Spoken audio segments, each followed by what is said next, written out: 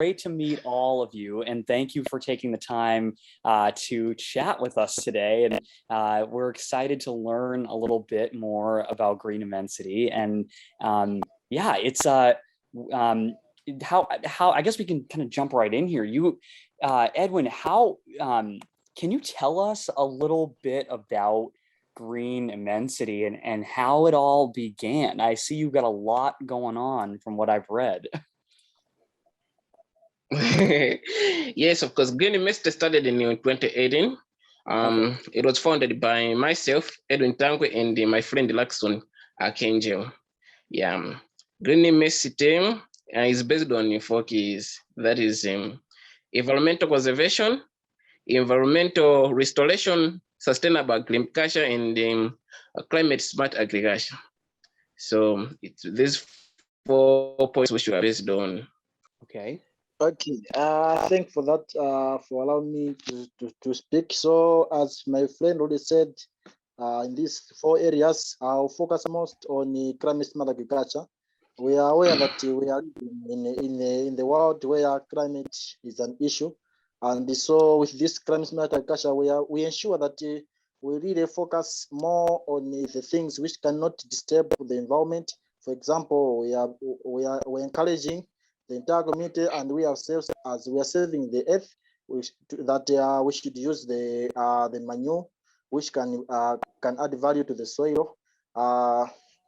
Again, we're sure that with we practice agroforest, then it can also be one of the things added to what we are planning.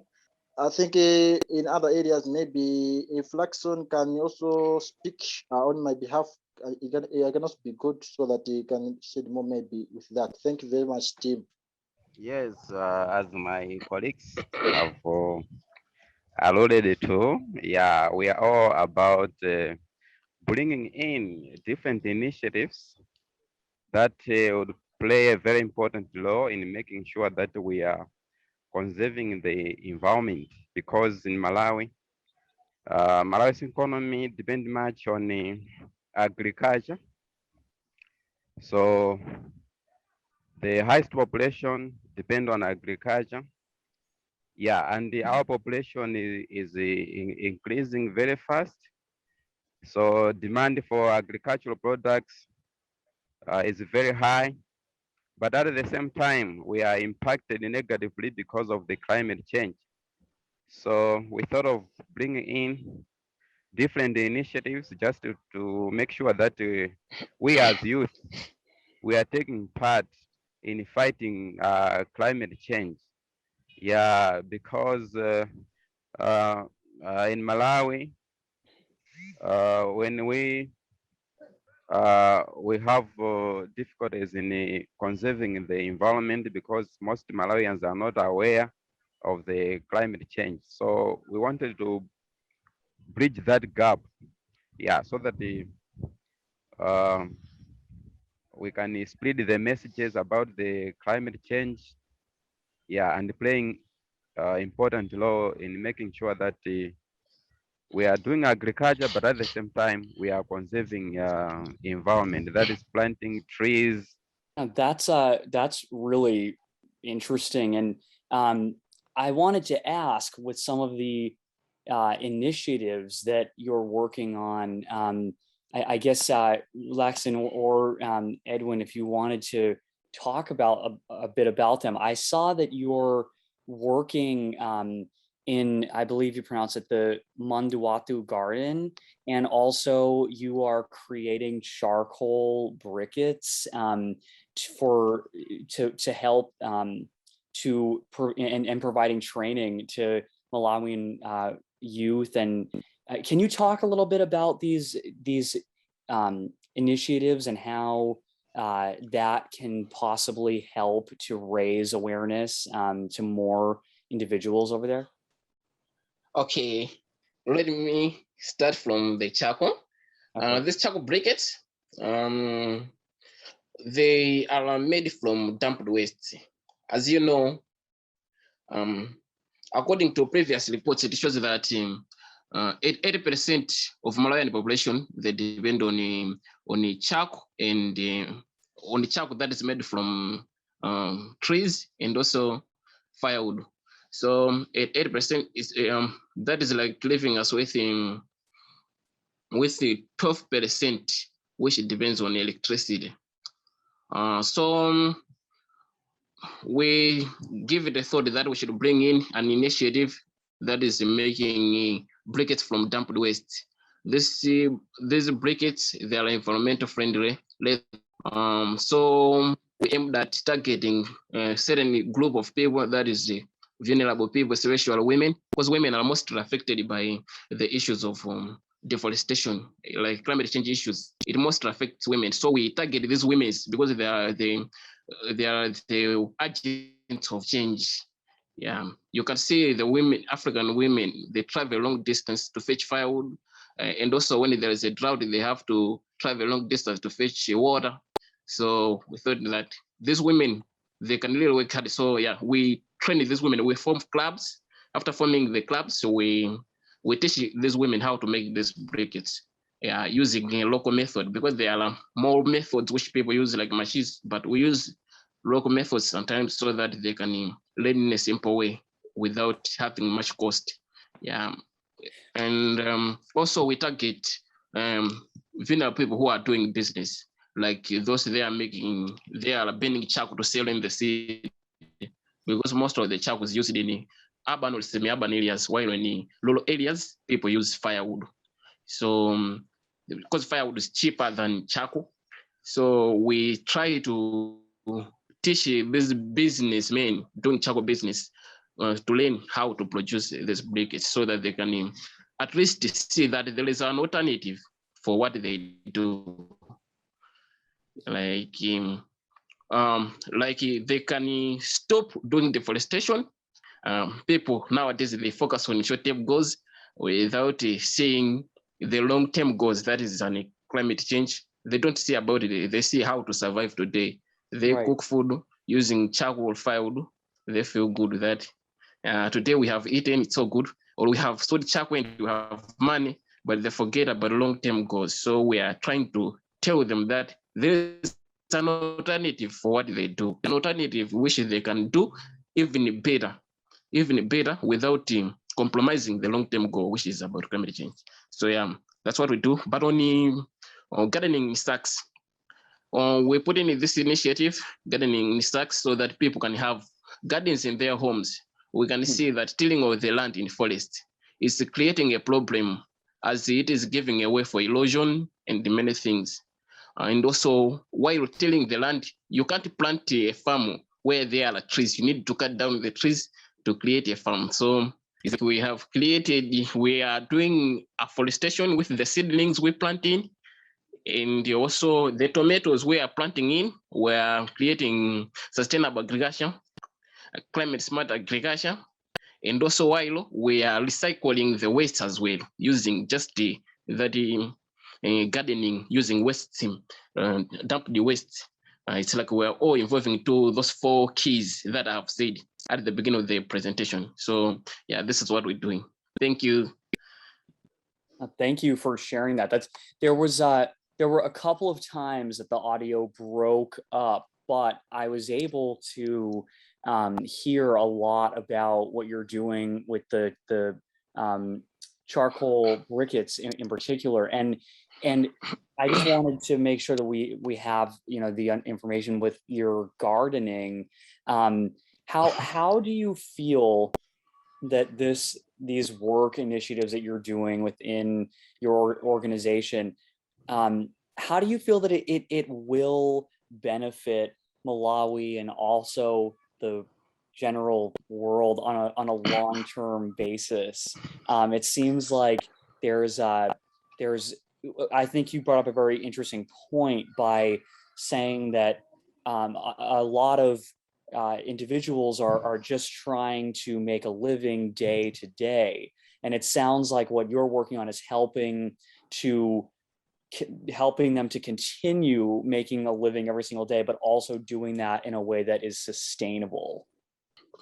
These gardens which we make, they are good to tackle climate change issues, in the way that, as you can see, many people, they think like plastics which are dumped, sacks which are dumped, and also the gallons. These are the plastics, or the plastics that are dumped in the street. They think like they are useless. Some of them, they just burn those things. Yeah. So while burning those things, yeah, they destroy an ozone layer that is causing global warming, right? So if we are trying to change the people's mindset that this dump the sacks, this dump the plastics, it's not just like you can just burn them. They are useful. You can use a home garden. That's what we're trying to spread. And also we're trying to tell them that while removing these things, we are avoiding floods, because some of these floods, they are caused by blockage in waterways. Those waterways, running water, when it's running, it's like those plastics, they block the waterway, and the waterways, the water lost its way. As such, they just flood in everywhere, like flooding the gardens, flooding the building, destroying the city building infrastructures, and also enhancing erosion, right? It's like they enhance soil erosion. So this is bad. Maybe like in soil, there are more minerals. Yeah, some of these minerals, they are not good for ponds, for what you can see the fish is dying, or some of the fish in the lake are extinct. It's because of what? There's loaded stuff in the soil. I think that the idea of, as you said, to help, train and teach individuals that they can make a positive impact on an individual level is so important. And that seems like it's very, very impactful with what some of the initiatives that you're currently working on. Are there, do you have other initiatives that you are about to launch? And this is a question, of course, for Edwin or anybody else who wants to jump in. Are there any other programs and initiatives that you have coming up? And if so, how can people get involved with Green Immensity and all the current and future initiatives to help combat and raise awareness about climate change? Yes, there is an initiative, as I already said, that we do plant, we do have seedlings. We do plant these seedlings, like we saw the trees and the seedlings. We would like to be planting these seedlings. Yeah. That's awesome. So yeah, we're trying just to change people's mindset, because sometimes people, they think everything is about money, but we're trying to spread the spirit of volunteerism, yeah, in people, so that they can see that what they are doing is not just about money. It's for the benefit of future generation, and also it's for the safety of our planet. Yeah, absolutely. That's so true. And so what would you say is the most important thing for someone that might be watching or listening to the audio of our interview? What's the most important thing that someone can do after in their own individual lives to make a positive contribution? Yes, according to your question, yes, everyone has got a responsibility and can play a role in making sure that we are bringing in change. So this will start from our mindset, how we think and how we perceive the messages about the climate change. Yeah, because we are living in one globe, so we have no excuse. Everyone can play a role in this fight of climate change. For example, spreading the messages of climate change. Yeah, we have access to internet. yeah, we can share the messages on different platforms, on social media, about this animal of climate change. We hear different news about climate change. So everybody can play a role. But what is required is actually to change how we think. Yeah, we need to care about the next generation. You see. Absolutely. So I feel everyone can play a role in making sure that we are progressing well in fighting climate change. Absolutely. And you know, there's what you just mentioned, Laxon, with news. That's another question that I had actually for you. There's a lot of, you know, you hear so much in the news about positive and, you know, negative things. What are some of your thoughts on some of the news that you've been hearing about climate change, in both, you know, the negative, you know, reports and maybe something positive as well that you might have heard? When I hear about the negative news, it is still fear Right. in me, and as well as other people. People, they just feel like there is nothing they can do to control the situation at hand. You see, and these news are there. For example, we hear about the countries which are very rich, uh, that they're the ones contributing highly on the you know, burning of fossil fuels, you know, because they're involved in the production of different products. So those fuels, they form carbon dioxide that you know, contribute to climate change. And the other countries, for example, in Malawi, they contribute maybe, you know, very little in these situations. So other people, they can feel like there's nothing they can do about it. It's all concerned about those rich countries, you see. So that can also cause a problem. But when you hear about the positive news, it acts as a motivation that there's something that we can do. You see, because we're living in one globe and we are affected by this climate change. Because, for example, in Malawi, we have experienced the floods almost every year, you know, and even the droughts, you see. So we are affected. That means we need to play a role. Everybody has to play a role. So that's what I can say. So I think it's all about how you perceive this news and how you understand about climate change. So I think the message has to go to everyone, you see, about what we can do as well as the situation at hand, where we are at the moment, how fast the temperatures rise. You see, when you are aware, we'll be cautious on our activities, daily activities, because these daily activities are the ones that are contributing to climate change. So we need to do something about it.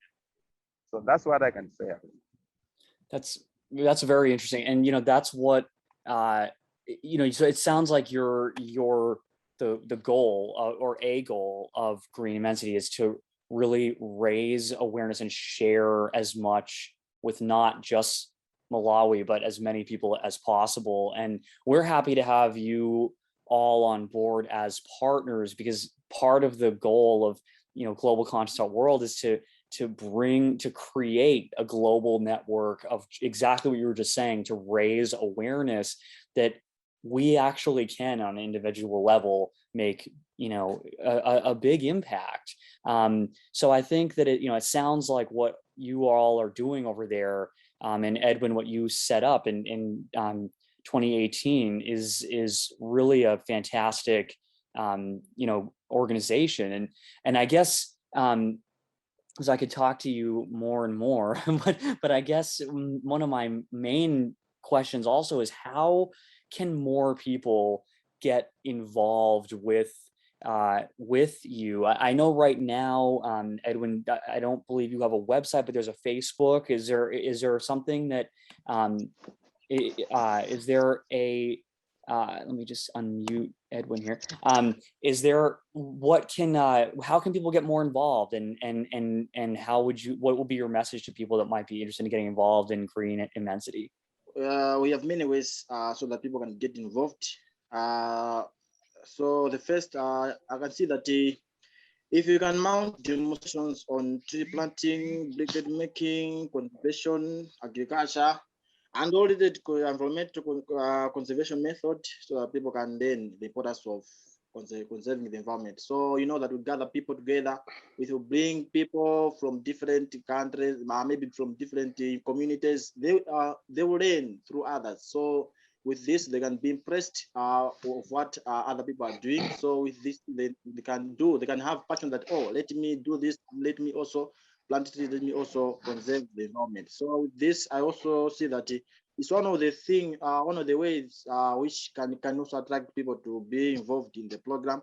The project, we as the team, we can promote, conduct sensitization meetings and awareness campaign on the global, I can say, on the climate change issues. We know that we are indeed in crisis, as my friend will say that you can see that we are in crisis. For example, I had the IPCC, we're saying that the climate change will be reversible in the upcoming 20 years. So we can see that it is terrible to us. So if we can do sensitization meetings plus awareness campaign, then we really really fight it, and we will really be able to do what is able to be done on the concerning the environment. And let me say this: if people are the cause of the climate change, and they can also be a solution if we change their mindset, not to harm the environment. So, but if people have an alternative way of conserving the environment, it can also be the way to go. So we as the Immensity, we ensure that we really change the mindset of people so that should not harm them. So through this sensitization meetings plus community awareness can also bring a change even today and in the future. Another one is that to ensure that people should be involved, we can even make some trainings. Trainings can sharpen their mindset. They can know more about us and about the entire world, about how the effect it is, about what's the importance of the environment surrounding us. So with this training can also sharpen their mind and also can change their mindset so that we can have a better solution to what is happening currently. So with this training, we can be able to formulate. We can formulate even we call the Village National Resource Management Committee. At the community level, we have the committee which is able to monitor the environment, conserve the environment. So with this, people can get involved. They can learn more from this. So that's what we can say, that people can be involved in all things, in all what matters concerning the environment, concerning the climate change, through these three activities which can be done. So thank you for allowing me to speak. Thank you, Lex. And that's I think that you bring up really good points, and what was also mentioned earlier was I'm not exact, I forget who has actually said this, but I think it's incredibly valuable to make sure that everyone is aware that this is a global issue. It's not just for super wealthy nations to be, it's we're all in this, and I think that what the initiatives that you're doing are, it sounds like it's really making a positive contribution in where you are right now, but also that this can really grow into, and continue to grow into something much bigger. And like I said, we're really really excited to have you all as partners with us. And I guess I would just finally ask, is there anything else that anyone would like to add about the organization, or just any final thoughts about anything that we've discussed? Yes, yeah, I would like to add something. Sure. Yeah, more is being done about climate change issues, whereby the funds are being transferred. Different nations are donating those funds, but the problem is that the funds are transferred from powerful people of society, elites. Those people, they take in the money, and those money, they don't reach the people at the grassroots level. Because sometimes these climate change issues, they're affecting vulnerable people more than the people who are in well-to-do homes. As I already said at first of my point, more vulnerable people, they suffer. Sometimes they do burn charcoal. They do firewood thing because they don't have any option. They want to achieve short-term goals. They wanted to feed their family. They don't consider, it's not like they don't know that cutting down tree is bad. They know cutting down tree is bad, but it's because they don't have a choice. They don't have a choice. They know that this time I have to cook for the kids. What kind of way am I going to use to cook? They don't have electricity. They can't afford it. It's expensive. And also there are more blackouts here. It's poor country. So these people, they are the ones who can solve a problem if they have an alternative. So there is a need of someone to tell them that without charcoal, we can still survive with a briquette. Without firewood, you can still survive with a briquette. Yeah, there's a need of that, rather than just transferring money to politicians. Politicians will just eat the money. It will not reach the grassroots level. They will just be about theory. Hey, we have done this and we have done that. Well, on the ground, there is nothing there. So it's difficult because this climate change issue, they don't know anything that what is happening. We will suffer to plant some maize, and they'll just come and buy, but they don't know what we faced to plant those maize. There was drought. You see, those issues are not considered. What they consider is that they are going to eat the money for the projects which is needed. They're going to write the reports, and they will send it, and they think it's problem-free. So for me, I just think when you're trying to provide a fund, when these organizations, they're trying to provide a fund to different countries, they should at least target people at a grassroots level, people who are most affected by the environment. It's a wonderful idea, and the initiatives that you're working on at that level of individual, helping people to continue to live their lives, but also promoting ways to do that in a sustainable way. On behalf of myself and our whole organization, we really appreciate the time that you've given us, and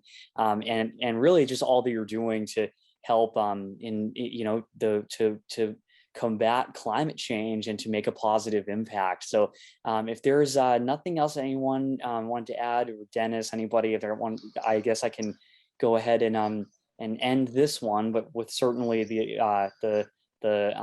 anticipation of connecting further in the near future. Yeah, all right, have a great evening. Thanks. Bye.